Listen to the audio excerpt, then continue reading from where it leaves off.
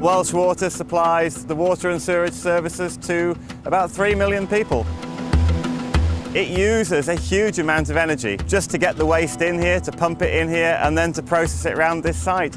We have an electricity bill of around about £35 million a year.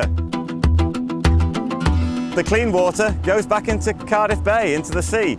We're left with all the grot, and we've got to do something with that.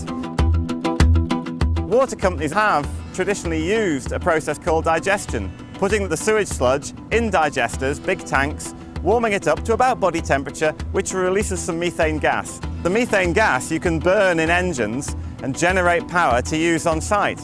But we've put, if you like, a front end on the process. Before putting it in the digesters, we stuff it in a pressure cooker at about 6 bar and 160 degrees. And that smashes all the cells and makes it a lot easier to get the methane gas out. So that's more methane, more power, and less electricity we have to take from the grid. We're probably around about 40 to 50% self-sufficient from an energy point of view. But there's been some clever design concepts put into the plant where we are actually not only using energy once, we're using it several times.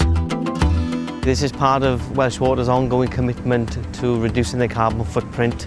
There's been just under £70 million spent on this plant and its sister plant in Port Talbot. It is a big investment, it is a big step for the company to take, but it's paying back, both in terms of carbon and financially.